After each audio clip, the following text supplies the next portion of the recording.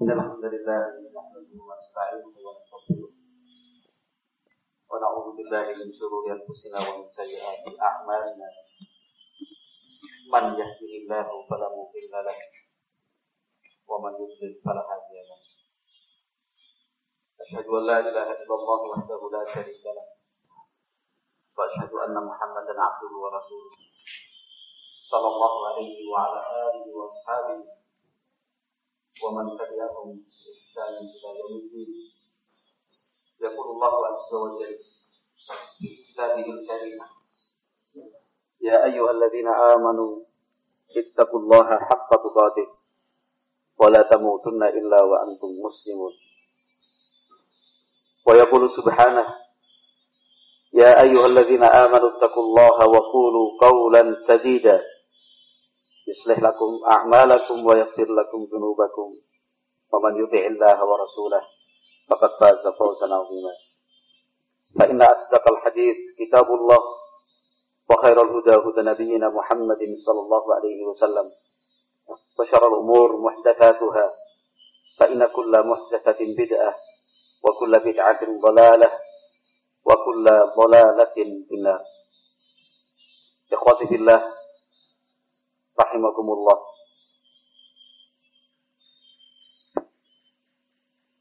Terlalu sulit untuk kita mengatakan bahwa selama ini kita benar-benar selalu bersyukur kepada Allah Subhanahu wa ta'ala. Kita masih terlalu jauh dari hakikat bersyukur kepada Allah Subhanahu wa ta'ala. Walaupun secara konsep dan teori sudah kita ketahui, kita pahami.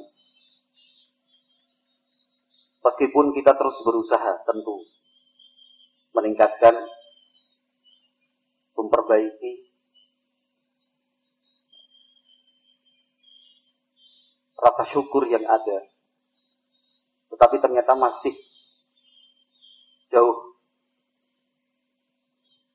untuk sampai pada tingkatan tertinggi di dalam bersyukur kepada Allah Subhanahu wa ta'ala. Barangkali tingkatan kita masih sebatas mengucapkan alhamdulillah lisanan, secara lisan. Tentang hati dan keyakinan, mudah-mudahan juga bisa mengikuti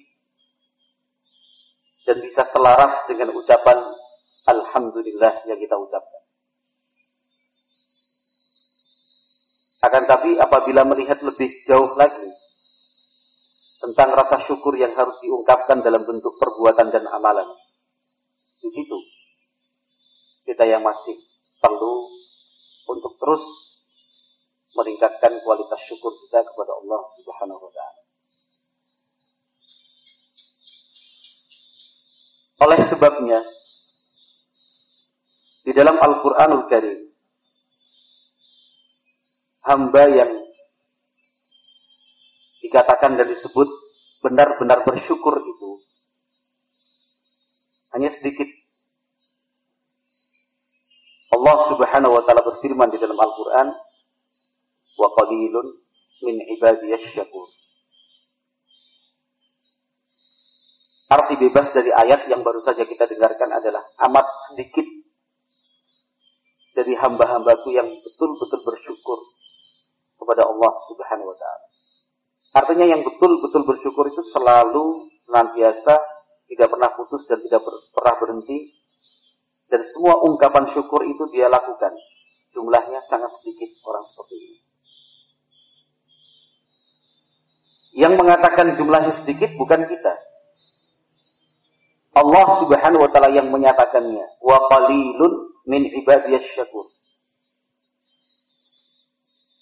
Jadi status orang yang betul-betul bersyukur itu memang sedikit.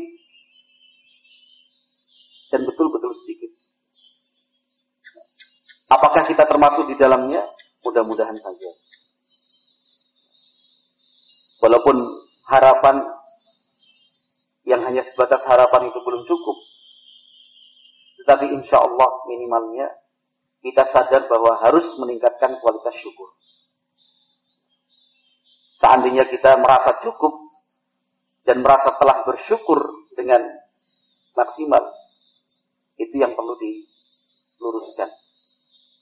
Insya Allah, selama masih ada keinginan dari dalam hati kita untuk meningkatkan kualitas syukur kepada Allah Subhanahu wa Ta'ala, maka untuk sampai pada tingkatan tertinggi dan puncak dari rasa syukur kepada Allah Subhanahu wa Ta'ala, bukanlah satu hal yang tidak mungkin, bukanlah satu hal yang mustahil, sebagaimana yang telah dicapai oleh para ulama kita rahimahumullah. Ikhwati fillah, rahimani wa rahimakumullah. Ketika kita berbicara tentang syukur kepada Allah Subhanahu wa Ta'ala, ada dua hal penting yang harus diperhatikan. Yang pertama adalah kesadaran akan karunia, nikmat dan anugerah yang telah diberikan Allah untuk kita. Karena itu akan mendorong kita bersyukur kepada Allah Subhanahu wa Ta'ala. Yang kedua adalah cara kita mensyukurinya. Poin pertama, ikhwati fillah rahimakumullah, terkait dengan nikmat dan karunia dari Allah yang seharusnya mendorong dan memotivasi kita untuk bersyukur kepada Allah Subhanahu wa Ta'ala. Masih ada di antara kita, di antara umat Islam, yang masih belum sadar secara penuh bahwa nikmat dari Allah itu tidak selalu dalam bentuk kesenangan duniawi yang bersifat fisik dan materi. Terus terang saja, terkadang kita tanpa sadar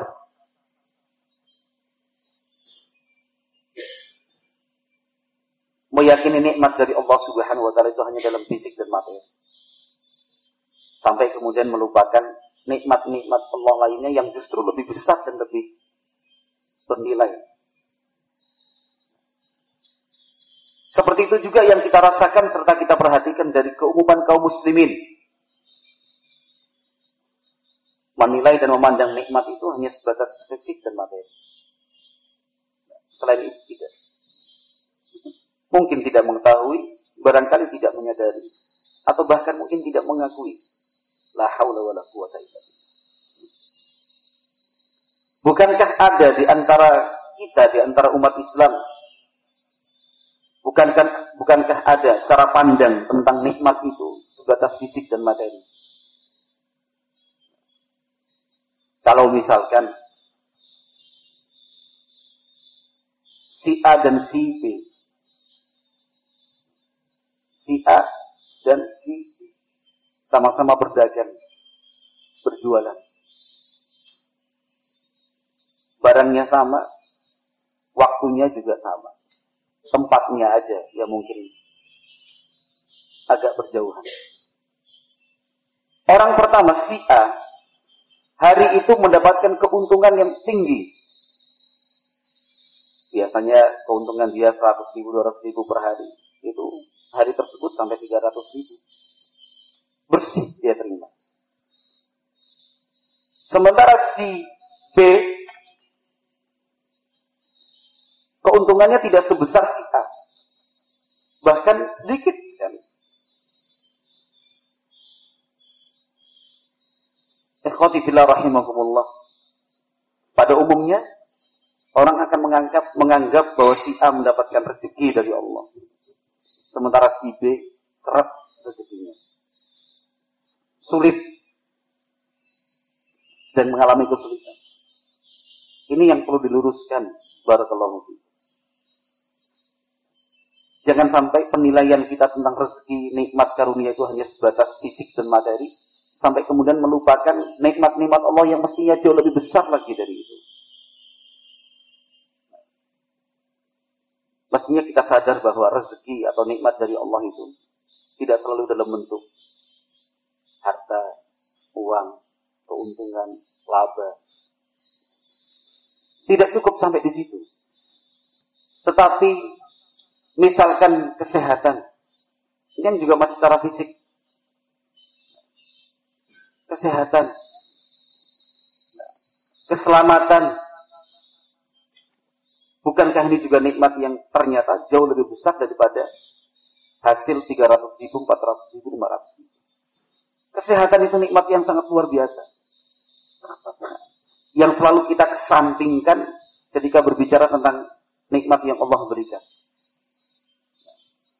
Apa arti 300 ribu, 500 ribu, 600 ribu bagi orang yang sedang mengalami sakit? Bahkan jika sakit yang dia derita termasuk parah. Biaya menginap saja di rumah sakit dalam 1 hari 1 malam. Kelas 3, kelas 4. Mungkin ratusan ribu. Belum lagi obatnya. Belum lagi untuk dokternya. Belum lagi yang lain-lainnya. Belum lagi kemudian dia terhalang untuk melaksanakan kegiatan dan aktivitas seperti biasanya. Jadi percuma akhirnya 500 ribu, 600 ribu, 700 ribu, 1 juta rupiah keuntungan yang kita peroleh bersih. Percuma. Ketika sedang mengalami sakit. Ikhwati fillah rahimakumullah. Keselamatan juga. Keselamatan itu nilainya mahal. Tinggi sekali. Si A yang mendapatkan keuntungan 300 ribu tadi, berangkat dari rumah menuju warungnya, dari warung kembali ke rumahnya. Alhamdulillah, selamat. Si B mestinya juga harus bersyukur kepada Allah Azza wa Jalla. Meskipun keuntungan yang dia peroleh itu sedikit dibandingkan si A. Tetapi bukankah dia berangkat dari rumah sampai lokasi kerja, pulang kembali ke rumah dalam keadaan selamat? Tidak kurang satu apapun, tidak celaka, tidak terluka. Ini juga sesuatu yang patut kita perhatikan, Alhamdulillah. Sehingga Maha benar Allah Subhanahu wa taala dalam firman-Nya, "Wa in ta'uddu ni'matallahi la tuhsuha." Seandainya kalian mau menghitung-hitung nikmat yang Allah berikan untuk kalian, la tuhsuha, tidak akan mungkin kalian bisa menentukan berapakah jumlah dan bilangannya. Nah, karena nikmat yang Allah berikan itu begitu banyak.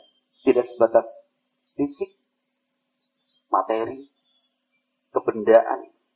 Tetapi masih banyak hal-hal lain yang merupakan nikmat dari Allah Azza wa Jalla. Tetapi kemudian kita lupakan dan kita lalaikan.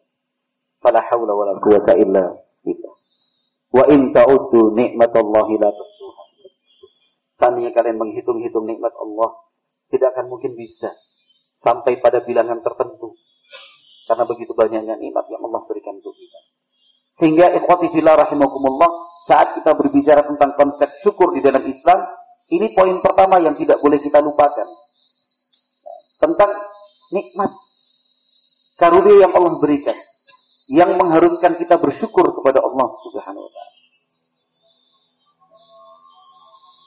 Terkadang kita berpikir bahwa nikmat dari Allah itu sesuatu yang kita peroleh, kebaikan yang kita dapatkan. Padahal secara garis besar nikmat dari Allah itu ada dua. Yang pertama, hasil yang kita peroleh, kebaikan, keuntungan, maslahat, dan yang lainnya. Nikmat Allah yang kedua adalah kita terhindar dari sesuatu yang buruk. Terhindar dari sesuatu yang buruk. Itu pun nikmat dan karunia dari Allah Subhanahu wa taala. Tidak sakit, tidak terjatuh, tidak terbakar, tidak terluka, tidak diganggu orang. Itu juga nikmat dari Allah Subhanahu wa taala. Jadi bukan hanya bagaimana kita memperoleh sesuatu yang baik dan positif, tapi nikmat dan karunia dari Allah pun bisa dalam bentuk terhindar dari sesuatu yang buruk dan negatif. Ikhwati fillah rahimakumullah. Saat kita mampu menyadari hal ini dengan baik, maka insya Allah kita akan mudah untuk naik ke anak tangga berikutnya, menuju puncak rasa syukur kepada Allah Subhanahu wa taala. Jadi selalu saja yakin, selalu sadar bahwa nikmat yang Allah berikan itu banyak sekali, tidak terhitung, tidak terbilang. Kita tidak akan mudah putus asa, berkecil hati. Kita akan menjadi hamba yang ridha dengan semua keputusan dari Allah Azza wa Jalla. Kita tidak akan pikir, tidak akan bakhil. Insya Allah, ketika poin pertama dari konsep syukur tadi betul-betul kita pahami, walhamdulillah.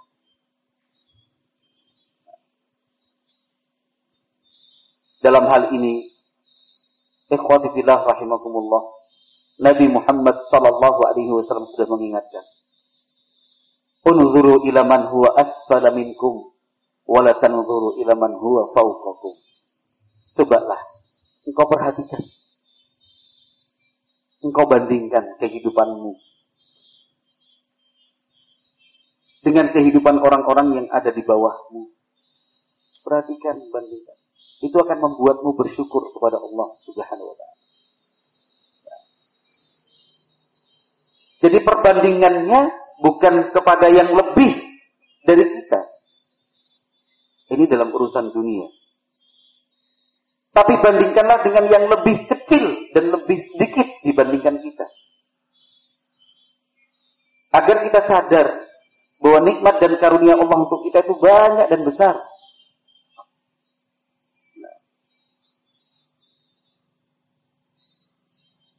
Saat kita melihat dan menyaksikan saudara-saudara kita yang diuji oleh Allah Azza wa Jalla dengan ketidaksempurnaan fisik,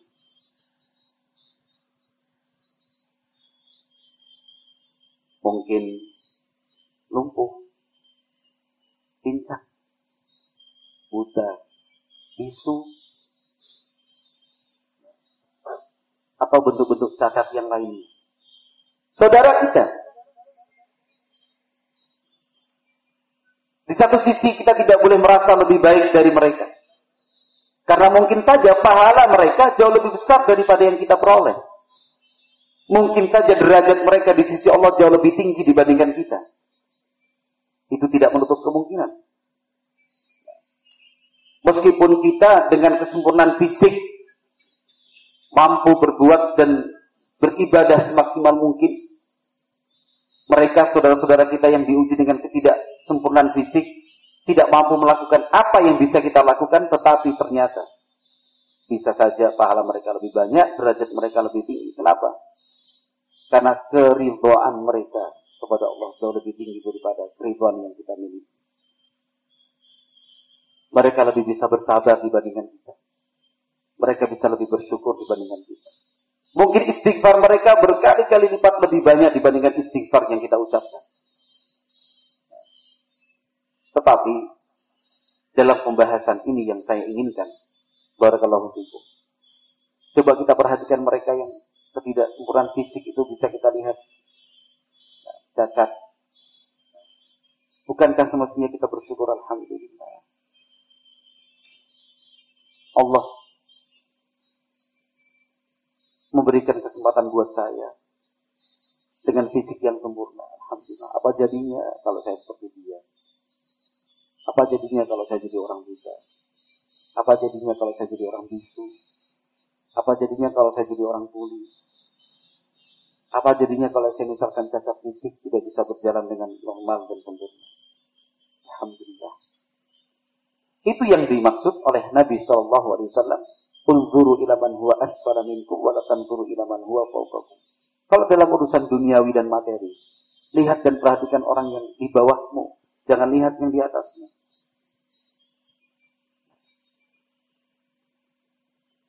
Masih banyak orang yang lebih susah dibandingkan kita. Masih banyak saudara-saudara kita yang lebih sulit kehidupannya dibandingkan kita. Rumah dan tempat tinggal, masih banyak saudara-saudara kita yang jauh dari kata layak, mempunyai rumah yang layak dihuni dan ditempati. Sementara kita, Masya Allah, rumah yang kita tempati ideal, perkakas dan perabot rumah tangga di dalamnya lengkap, bahkan berlebih. Ikhwati fillah rahimani wa rahimakumullah. Coba kalau kita perhatikan saudara-saudara kita yang sedang jatuh sakit dan dirawat. Begitu menyedihkan, bukan? Berhari-hari di atas ranjangnya, diinfus, diopnam, tidak boleh pergi kemana-mana. Makanannya dibatasi, tidak boleh mengkonsumsi makanan ini dan makanan itu, tidak boleh mengkonsumsi minuman ini, minuman itu, terbatas karena statusnya sakit.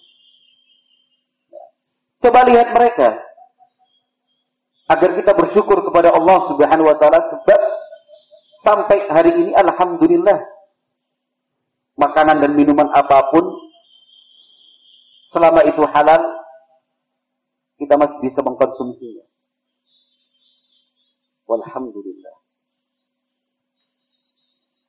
Ini poin yang pertama, poin yang harus kita pahami dengan baik tentang pengertian atau definisi dari nikmat yang Allah berikan. Jangan memahami nikmat dari Allah Subhanahu wa taala hanya sebatas materi.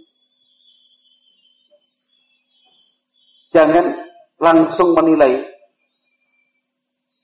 manakah yang lebih besar karunia yang Allah berikan, kepada si A ataukah kepada si B. Si A yang kaya raya, rumahnya bagus dan megah, punya anak-anak yang baik, punya kendaraan yang bagus, profesi dan pekerjaannya baik. Dengan si B, seorang buruh kasar, rumahnya kecil dan sederhana. Ketika kita ditanya di antara mereka berdua, manakah yang lebih banyak nikmatnya? Tolong jangan langsung menjawab, ya jelas si Allah. Rumahnya bagus, tanahnya luas, kendaraannya Masya Allah. Keluarganya juga lengkap. Tolong jangan langsung dijawab seperti itu. Perlu lebih teliti lagi kita menjawab. Karena tidak menutup kemungkinan dan bisa saja si B yang statusnya hanya buruh kasar, rumahnya kecil dan sederhana, itu lebih banyak nikmat yang Allah berikan untuknya dibandingkan si A. Walaupun dia buruh kasar, rumahnya kecil dan sederhana, bahkan mirip untuk dikatakan fakir miskin, tetapi tidak ada pantangan makanan dan minuman untuknya. Semua bisa dia konsumsi. Si A yang tadi kelihatannya mewah, bagus, terpenuhi segala sesuatunya, ternyata tiap pagi, siang, dan malam harus suntik insulin. Allah uji dengan penyakit diabetes. Minum. Selalu saja pesan teh tawar, jeruk tanpa gula, jus, jangan pakai gula.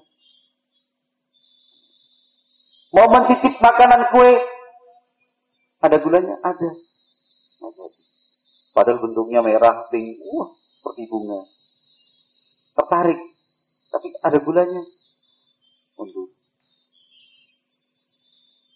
makanan seperti itu juga tidak boleh menggunakan garam, karena akan mengganggu penyakitnya, memperparah penyakitnya. Jadi akhirnya dia tidak bisa menikmati kekayaan yang dia punya itu. Ini baru dari satu sisi, dari satu faktor. Dari satu faktor ini saja, kita sudah bisa menyimpulkan bahwa belum tentu si A yang kelihatannya mewah itu, yang punya segala-galanya, lantas nikmat itu Allah berikan jauh lebih besar untuknya. Belum tentu. Si B tadi yang cuma buruh kasar, sama-sama muslim ini tentunya. Sama-sama muslim, sama-sama sadar untuk beragama, sama-sama beribadah kepada Allah Subhanahu wa taala. Si buruh kasar yang rumahnya kecil dan sederhana tadi, ternyata kehidupannya jauh lebih nikmat. Walaupun sederhana, tapi menjadi insan yang bertakwa. dan senang beribadah kepada Allah Subhanahu wa taala. Saya yakin kita pun seandainya diberi pilihan, manakah kehidupan yang engkau inginkan? Kehidupan semua fasilitas serba ada, sarana lengkap, tapi tidak bisa menikmatinya. Dengan kehidupan seperti si B, yang secara finansial, biaya, materi, kebendaan, kecil dan sederhana. Tapi tidak ada pantangan. Dia bisa mengkonsumsi apa aja. Saya yakin masih banyak di antara kita yang lebih memilih kehidupan seperti si B. Nah, apa artinya kehidupan seperti itu? Yang kemudian punya tapi tidak bisa dinikmati. Nah, itu patut untuk kita perhatikan dan kita renungkan. Ikhwatillah, barakallahu fikum. Alhamdulillah. Poin kedua terkait dengan konsep syukur adalah cara dan bentuk kita bersyukur kepada Allah Subhanahu wa taala. Sebagian ada yang mengatakan, kan sudah bersyukur saya mengucapkan alhamdulillah, alhamdulillah, alhamdulillah. Yang lain mengatakan yang penting hatinya, Mas. Yang penting ikhlas. Apakah itu sudah cukup sebagai bentuk syukur kepada Allah? Apakah itu sudah cukup untuk dikatakan bersyukur kepada Allah Subhanahu wa taala? Ternyata belum cukup. Allahu Akbar, Allahu Akbar. Bentuk syukur yang Allahu Akbar, Allah. Adalah dengan bersemangat untuk beribadah kepada Allah. Itu bentuk syukur yang terbaik. Melaksanakan syariatnya, menjalankan perintah Allah dan perintah Rasulnya, meninggalkan larangan-larangan Allah dan larangan-larangan Rasulnya. Itu bentuk syukur yang sesungguhnya. Memang betul, rasa syukur itu harus diungkapkan dengan lisan, dengan mengucapkan alhamdulillah dan yang semisalnya. Memang benar, rasa syukur itu harus diyakini di dalam hati, bahwa itu semua karunia dari Allah Subhanahu wa taala, pemberian darinya. Tetapi unsur yang ketiga itu tidak boleh kita abaikan, yaitu praktek nyata syukur kita dengan beribadah kepada Allah Subhanahu wa taala. Tentunya kita masih sangat jauh dari Nabi Muhammad sallallahu alaihi wasallam sebagai hamba dengan tingkatan syukur tertinggi. Nabi Muhammad sallallahu alaihi wasallam yang hampir bahkan setiap malam menegakkan salat qiyamul lail, salat tahajud. Sampai kemudian pernah kaki beliau mengalami bengkak. Hanya karena lamanya beliau berdiri, seringnya beliau bangun malam. Ketika ditanya oleh Aisyah radhiyallahu anha, kenapa Anda lakukan itu wahai Rasulullah? Nabi Muhammad sallallahu alaihi wasallam menjelaskan dan menjawab, "Afala akunu 'abdan syakura?"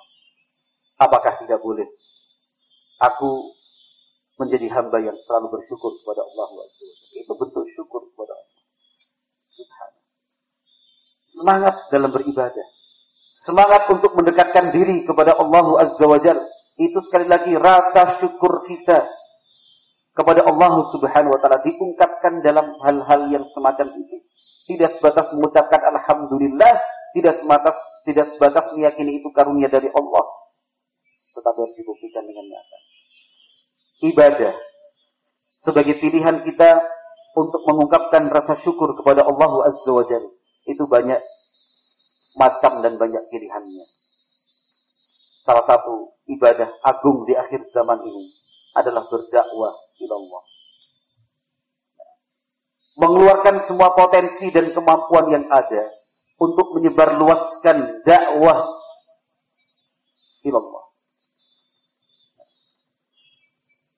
Semangat untuk menyampaikan dan menjelaskan dengan semua cara yang dibenarkan oleh syariat kepada semua pihak bahwa Islam itu adalah agama yang sempurna.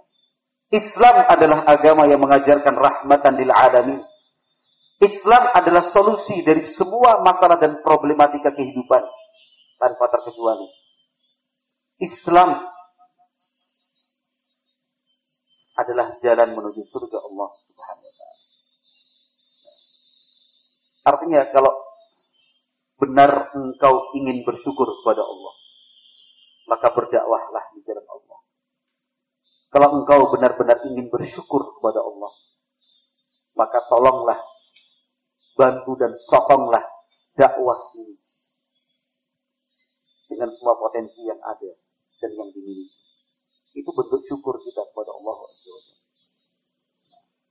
Maka semoga dan mudah-mudahan kegiatan kita dari awal hingga akhir nantinya, begadang, bekerja, mulai dari rapat, persiapan, pembagian tugas dan kerja, kemudian dilaksanakan, keliling menyampaikan undangan, mempersiapkan tempat, lobi sana, lobi sini, biaya dan finansial dikeluarkan, capek, tenaga, pikiran juga dikerahkan. Tapi insya Allah, yakinilah bahwa itu adalah salah satu bentuk syukur kita kepada Allah. Itu adalah bentuk syukur kita kepada Allah. Jadi jangan merasa sudah berbuat, jangan merasa sudah memberikan untuk Islam. Justru cara berpikir kita bahwa yang kita lakukan di dalam kegiatan ini dan kegiatan-kegiatan lainnya, kita harus meyakini dan menyadari bahwa apapun yang kita lakukan terkait dengan penyebaran dakwah Islam, itu adalah bentuk syukur kita kepada Allah. Membayar hutang, bukan kita yang merasa memberikan hutang. Melunasi pinjaman, bukan karena kemudian kita memberikan pinjaman. Allah Azza wa Jalla berfirman dalam Al-Quran, yamunnuna 'alaika an aslamu, qul la tamunnu 'alayya islamakum, balillahu yamunnu 'alaikum an hadakum lil iman. Allah Azza wa Jalla menjelaskan tentang orang-orang mereka merasa mempunyai minnah. Mereka merasa berjasa. Mereka merasa sudah berbuat, memberikan andil kepadamu wahai Muhammad dengan mereka masuk Islam. Artinya Allah Azza wa Jalla menghendaki agar kita benar di dalam memahami dan berpendapat.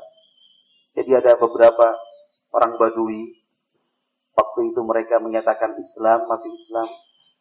Kemudian dengan Islam mereka itu sudah merasa memberikan sumbangsih, andil, peran, memberikan sesuatu untuk Nabi Muhammad sallallahu alaihi wasallam. Allah Azza wa Jalla berfirman, "Qul la tamunnu 'alayya islamakum." Katakan ya Muhammad, sampaikan dan jelaskan untuk mereka semua. La tamunnu 'alayya islamakum. Jangan kalian anggap Islamnya kalian itu sudah memberikan jasa, peran dan sumbangsih untukku. Balillahu yamunnu 'alaikum an hadakum. Tetapi Allah Subhanahu wa ta'ala yang telah memberikan banyak karunia dan nikmat untuk kalian. An-hadakum. Allah yang sudah memberikan hidayah buat kalian. Jadi hitung-hitungannya itu bukan, jangan dibalik. Jangan pernah merasa bahwa kita sudah berbuat, sudah begini, wah, sudah melakukan ini, melakukan itu. Merasa berjasa. Bukan. Cara berpikirnya seperti yang sudah kita terangkan di depan tadi, bahwa yang kita lakukan di dalam dakwah ini justru bentuk syukur kita kepada Allah. Karena Allah telah memberikan banyak hal untuk kita. Ikhwati fillah rahimani wa rahimakumullah. Itu cara dan langkah kita bersyukur kepada Allah Azza wa Jalla. Hakikatnya adalah dengan meningkatkan ibadah. Dan salah satu bentuk ibadah itu adalah berdakwah ila Allah Subhanahu. Berdakwah di jalan Allah, pintunya terbuka untuk siapa saja. Kesempatan untuk bergabung di dalam dakwah ila Allah berlaku untuk siapa saja. Sehingga berdakwah itu bukan hanya milik para penceramah, dai, ustaz, masyayikh dan para ulama saja. Tetapi kesempatan berdakwah ilallah, mendekatkan diri kepada Allah melalui penyebaran agama, penyebaran ajaran-ajaran Nabi Muhammad SAW, itu juga berlaku untuk kita semua. Yang membuat undangan, yang menyebarkan undangan, sampai pada mereka yang mempersiapkan makanan.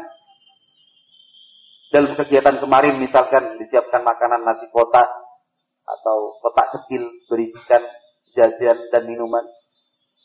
Itu juga bagian dari dakwah ilallah. Bukankah ketika panitia menyiapkan minuman dan makanan untuk peserta, bukankah itu bentuk dari penyebaran ajaran Islam? Sehingga para peserta bisa menyadari dan memahami bahwa Islam itu menghormati tamu. Islam pun memberikan pelayanan yang layak.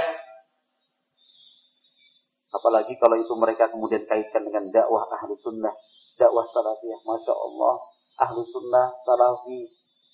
Tidak seperti yang kami dengar selama ini. Ternyata salafi orangnya juga lemah lembut, kasih sayang, menghormati. Kami merasa terhormat sekali. Itu juga bagian dari dakwah ilallah azza wa jalla. Menjadi tukang parkir, mengatur mobil, mengatur sepeda motor, itu juga bagian dari dakwah. Bukankah ketika ada di antara kita yang ditugaskan menjadi tukang parkir, bagian parkir, pengatur lalu lintas misalkan membantu, bukankah itu sekaligus bentuk dakwah ilallah? Kita menyampaikan kepada semua pihak bahwa ahlus sunnah salafiyin itu adalah orang-orang yang teratur dan taat aturan, rapi, tertib, bersih. Itu dakwah ilallah azza wa jalla. Ketika kita menggunakan masjid manapun itu, dipersilahkan untuk menggunakan fasilitas di sana. Bahkan diberi kesempatan untuk menyampaikan tausiah ataupun khutbah Jumat dan yang semisalnya. Ketika setelah itu atau sebelumnya kita datang menemui tokoh di masjid tersebut, baik imam maupun ketua takmirnya menyampaikan ucapan terima kasih. Bukankah itu juga bagian dakwah ilallah azza wa jalla? Dakwah. Setelah kita gunakan masjid itu, kemudian kita ikut membersihkan, menyapu, mengumpulkan sampah, menggulung tikar, mematikan lampu, mematikan kipas angin dan yang lainnya. Kita aktif bantu. Bukankah itu juga dakwah ilallah azza wa jalla? Sehingga saudara-saudara kita kaum muslimin, mereka bisa menilai, masya Allah ya, ahlus sunnah salafiyin. Mereka adalah orang-orang yang tahu berterima kasih, adab dan sopan santunnya baik. Itu dakwah juga ilallah subhanahu. Yang ingin saya sampaikan, barakallahu fikum, bahwa kesempatan untuk berdakwah itu milik kita semua, diberikan untuk kita tanpa terkecuali. Sekarang potensi apa yang bisa kita lakukan?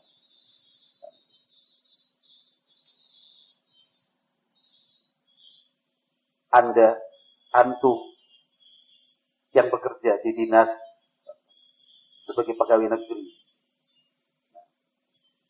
bukan tidak ada kesempatan untuk berdakwah, bukan.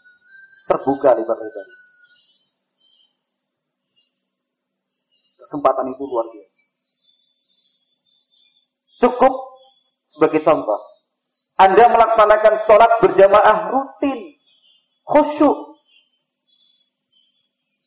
Itu sudah bagian dari dakwah. Teman-teman sekantor, teman-teman sepekerjaan melihat, Masya Allah, kamu ini ke masjid terus kalau dulu sholat jamaah. Iya. Karena semua kepenatan dan kesulitan dunia itu ketika saya melaksanakan sholat berkurang bahkan hilang. Begitu ya. Coba kamu laksanakan sholat dengan baik dan benar. Itu kan dakwah ilallah azza wa jalla. Wajah kamu kok berseri-seri, wajah kamu kok senang terus, kok kayaknya nggak pernah susah kamu. Ya mudah-mudahan itu karunia dari Allah. Nah, itu saya dapatkan karena berusaha untuk menegakkan sholat. Wah, saya juga pengen sama kamu. Saya sama-sama sholat. sekali, 2 kali, 3 kali, 5 kali, seminggu, 2 minggu, 3 minggu, 1 bulan, 2 bulan. Kawan kita mengatakan, wah aku udah sholat bareng sama kamu. Sholat juga sama-sama dengan kamu. Kok rasanya masih belum tenang ya? Oh begitu. Mungkin tata cara sholatnya yang, mohon maaf, belum sempurna betul. Karena kita yakin bahwa siapapun yang melaksanakan sholat, sesuai dengan tuntunan Nabi Muhammad SAW dengan ikhlas dan khusyuk, itu pasti akan merasakan ketenangan. Ya mungkin saja sholat yang kita kerjakan masih belum sempurna seperti tuntunan dari Nabi Muhammad SAW. Nanti dia akan bertanya, terus gimana caranya sholat itu kesempatan? Kita beri buku, kita berikan bacaan, literatur, atau kita ajak untuk belajar di sini atau di tempat yang lain. Udah belajar aja di sana. Ada pembelajaran tentang tata cara sholat seperti yang dikerjakan Nabi Muhammad SAW. Itu dakwah. Jadi kesempatan dakwah itu banyak sekali sebenarnya. Kita harus pandai-pandai untuk memaksimalkan. Seperti nomor HP dari para peserta kemarin. Dijaga baik-baik itu. 3 bulan, 4 bulan, 5 bulan sekali. Kirim doa. Apalagi yang teman-teman kita dari batalion kemarin. Kirim doa. Mudah-mudahan sabar dalam menjalankan tugas. Selalu dalam lindungan Allah. Senantiasa selamat dan dijaga oleh Allah. Sehingga selalu bisa berkumpul dengan keluarga. Itu sudah senangnya bukan main. Jangankan mereka ya, kita saja yang masih sering ketemu begini, kalau misalkan ada kawan kita, ikhwan kita kirim SMS, WA atau Telegram yang isinya doa serta harapan-harapan kebaikan, kita senang kok, terpengaruh kita itu. Motivasinya naik, mentalnya naik. Apalagi mereka yang mohon maaf aja, mungkin kebiasaan untuk mengirimkan doa itu tidak seramai yang sudah kita praktekkan, walhamdulillah. Itu bagian dari dakwah ilallah azza wa jalla. Teman-teman kita di kepolisian, cari kenalan banyak-banyak. Tanya nomor HP-nya, kirim doa. Yang di Satpol PP, yang di pemerintahan, minta nomor HP-nya, kirim. Tapi jangan dibuat grup. Cukup japri. Karena kalau dibuat grup nanti mereka akan merasa diatur. Tapi japri. Itu luar biasa. Cepat sekali penyebarannya. Nilai positifnya. Pandangan positif tentang dakwah ini akan naik. Itu cara yang paling mudah agar dakwah ini dikenal. Sehingga kalau ada apa-apa, kita sedang memerlukan sesuatu. Oh, yang dari Masjid Ibnu Umar itu. Oh, yang dari Yayasan Islam Al-Azhariyah itu ya. Ya, saya sering dapat SMS. Isinya doa. Masya Allah. Ada apa-apa dengan aparat keamanan, kita sudah punya teman-teman dari batalion, teman-teman dari Polres, teman-teman dari Brimob. Ada masalah di pemerintahan, kita punya kenalan di dinas ini. Nah, itu awal yang baik. Nah, bukan kemudian kita SMS, Mas, jadi salafi ya. Bukan Mas, kamu kalau nggak jadi salafi hati-hati loh. Bukan seperti itu, cukup dengan doa dulu, kenal, akrab. Nanti ketika ada kesempatan, Allah Subhanahu wa Ta'ala kemudian berikan hidayah, dia akan aktif bertanya. Kalau saya punya masalah begini, dan pengalaman seperti itu sudah sering secara pribadi saya rasakan.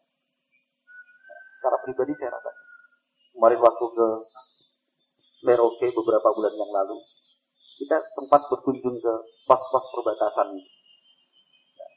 Ada kesempatan ngobrol, saya minta nomor HP-nya. Pak, bisa minta nomor HP-nya.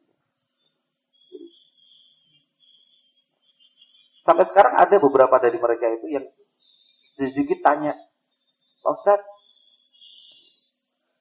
apa hukumnya ini Pak Ustaz?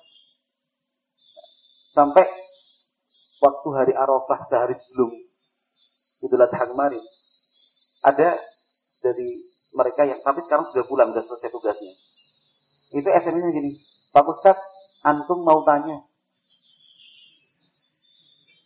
Ini masih ada saya simpan ini.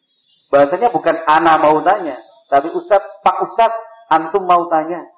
Keutamaan puasa Arafah itu apa?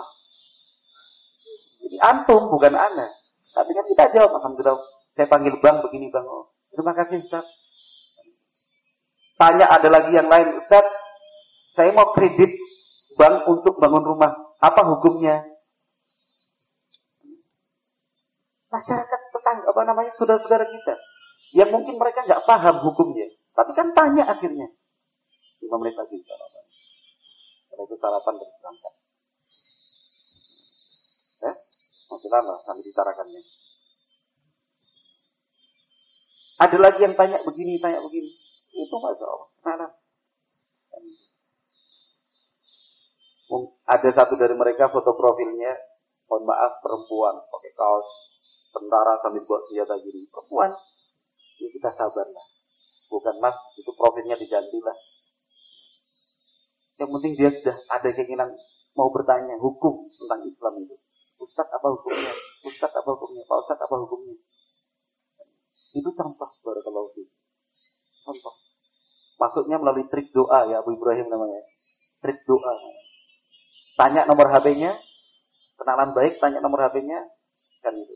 Nanti berapa waktu kemudian kirim SMS, WA.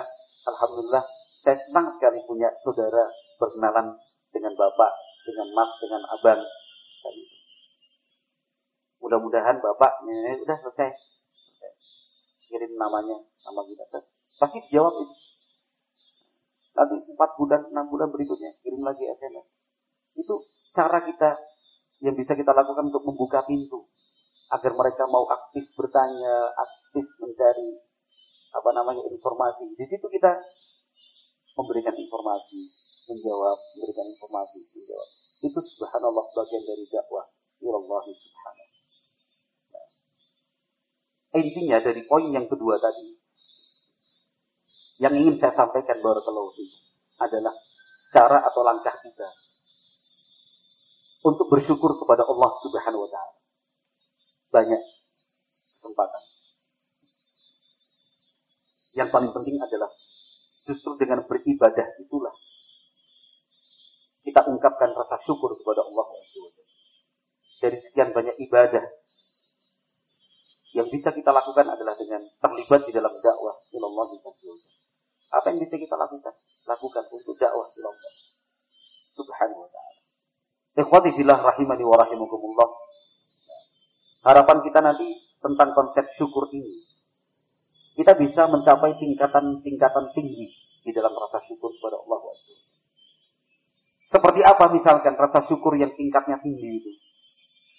Rasa syukur yang tingkatnya tinggi itu, salah satu bentuknya adalah ketika suatu saat kita dihadapkan dengan musibah, justru kita bersyukur kepada Allah SWT. Tingkatnya tinggi banget ini. Nah, tingkatannya tinggi sekali. Dapat musibah kok malah bersyukur. Dapat musibah kok mengucapkan alhamdulillah. Ini tingkatannya tinggi sekali. Luar biasa. Karena mereka yang mampu memahami dengan baik, itu pasti bisa mengerti bahwa musibah yang Allah ujikan untuk kita, sesungguhnya bisa kita jadikan sebagai sebab untuk mendapatkan pahala yang sebanyak-banyaknya. Siapa yang mendapatkan kabar gembira di dalam Al-Quran? Yang mendapatkan kabar gembira itu justru mereka-mereka yang mendapatkan musibah lantas bersabar. Allah Azza wa Jalla berfirman, وَبَشِّرِ الصَّابِرِينَ الَّذِينَ إِذَا أَصَابَتْهُمْ مُصِيبَةٌ قَالُوا إِنَّا لِلَّهِ وَإِنَّا إِلَيْهِ رَاجِعُونَ. Itu berikan kabar gembira untuk orang-orang yang bersabar. Siapa yang bersabar itu?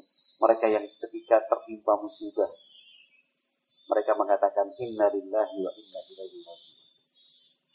Jadi kalau misalkan dapat musibah, kesempatan menjadi orang yang bersabar, kesempatan mendapatkan kabar gembira dari Allah. Tapi ingat itu tingkatannya memang tinggi. Nah, tidak semua orang kemudian mendapatkan taufik dari Allah sampai pada tingkatan yang seperti ini. Nah, dapat musibah kok alhamdulillah. Karena memang dasar berpikirnya saja yang sudah baik. Dasar berpikir bahwa setiap musibah yang dia hadapi itu sebenarnya kesempatan yang Allah berikan buat dia untuk mendapatkan pahala, untuk menggugurkan dosa, menghapus kesalahan-kesalahan dia. Nabi Muhammad SAW dalam hadis Abi Hurairah radhiyallahu ta'ala menyatakan ma asabal muslim min musibati atau kama qala Nabi sallallahu alaihi wasallam min nasabin aw wasabin aw hammin aw huznin. Terus sampai Nabi mengatakan hatta syaukahu syakuha illa kaffara Allahu biha anhu khataya. Atau kama qala Nabi sallallahu alaihi wasallam. Nabi Muhammad mengatakan musibah apapun yang dihadapi dan dialami seorang muslim, serasa capek, sakit, sedih, bingung, sampai tertutup duri, luka yang kecil. Kata Nabi sallallahu alaihi wasallam, kalau misalkan dia sabar, itu akan menjadi sebab Allah menggugurkan dan menghapus kesalahan-kesalahan dan dosa-dosa. Kan luar biasa. Jadi kalau misalkan kakinya tertusuk duri,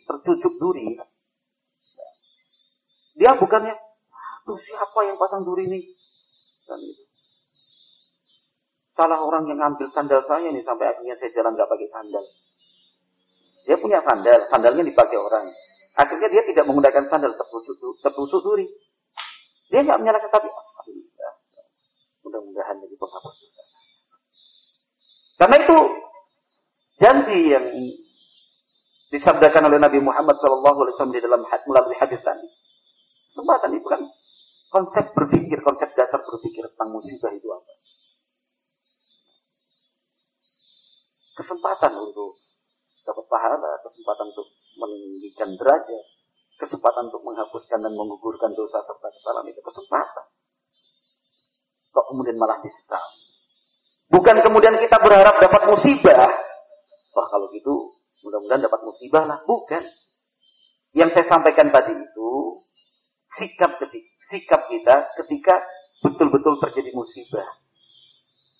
Bukan kemudian kita berharap dan ya Allah berikanlah musibah buat saya. Waduh, repot nanti. Nggak kuat nanti kita kalau doanya seperti itu. Nah, saya ulangi kembali. Saya tekankan bahwa yang dimaksud adalah ketika musibah itu betul-betul ada dan terjadi.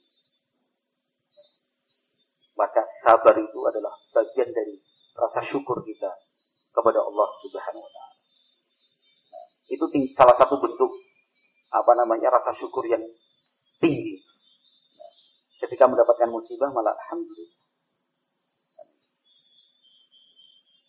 Tapi jangan diucapkan juga alhamdulillah kepada orang lain yang kena musibah. Temannya jatuh itu alhamdulillah. Itu bisa jadi salah paham. Kan dia. Cerita misalkan aduh barangku hilang, alhamdulillah, mau dipukul kamu. Atau misalkan ada barangnya terjatuh sampai kemudian rusak dan pecah. Nah, dia sedang sedih, kita bilang alhamdulillah, alhamdulillah.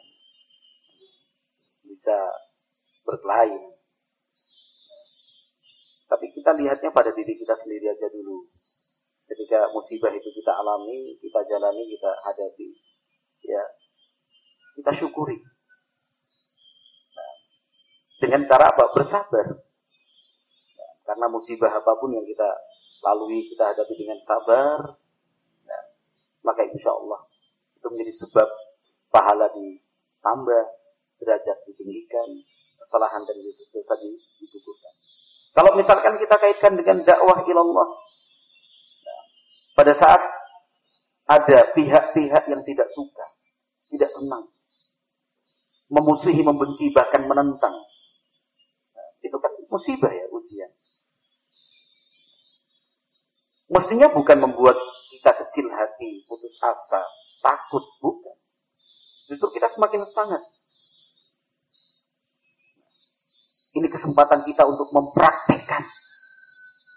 Kesempatan kita untuk mencontoh Nabi Muhammad SAW yang dulu juga mengalami seperti ini. Bukankah kita harus mencontoh Nabi Muhammad SAW dalam segala hal? Nah, ketika ada orang tidak suka, benci, menyebarkan isu-isu yang negatif, itu kan kesempatan buat kita untuk mencontoh Nabi Muhammad Nabi Muhammad dulu ketika menghadapi hal-hal seperti itu, apa yang beliau lakukan? Ini kesempatan kita mencontoh, meneladani. Ini kesempatan kita mengamalkan ilmu yang kita pelajari selama ini. Sabar. Pahala. Malah didoakan. Malah kita maafkan. Seperti yang sudah dilakukan dan dicontohkan oleh Nabi Muhammad SAW. Jadi jangan malah kecil hati. Karena kita yakin bahwa setiap kesulitan itu adalah pertanda akan datangnya kemudahan. Orang yang membenci adalah tanda bahwa akan muncul orang-orang yang mendukung dan membela. Itu sudah rumus di dalam dakwah. Yakini aja. Jadi misalkan ada masalah, bukan, aduh terus ini gimana? Tapi, Masya Allah, ini kemudahan apa yang Allah akan berikan buat kita ya. Ini pasti ada nikmat yang akan Allah berikan buat kita di dalam dakwah.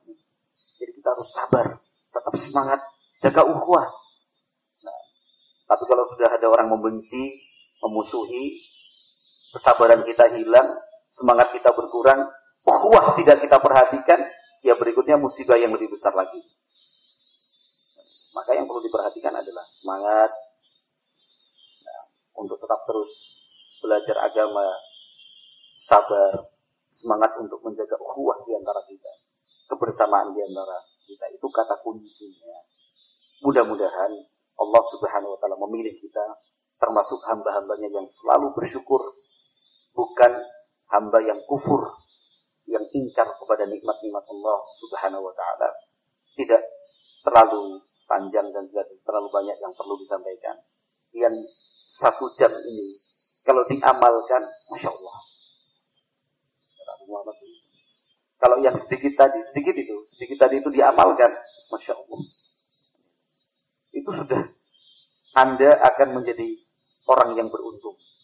Anda akan menjadi orang yang bisa merasakan tentram hidup di dunia ini. Kalau bisa. Jadi nggak usah banyak-banyak, cukup 1 jam saja. Masya Allah. Wallahu a'lam bishawab. Subhanakallahumma wa bihamdika asyhadu an la ilaha illa anta astaghfiruka wa atubu ilaik. Assalamualaikum warahmatullahi wabarakatuh.